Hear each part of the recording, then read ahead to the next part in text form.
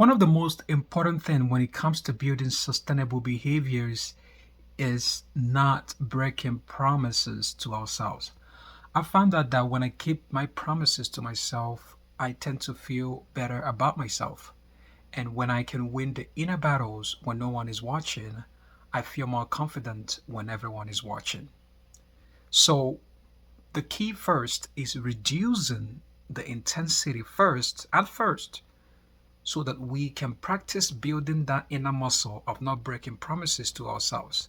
For example, a 2 hour everyday gym workout goal can be reduced as a start as a 10 push up daily promise keeping to oneself and then increasing the intensity to match the consistency. But at first, consistency is more important than intensity.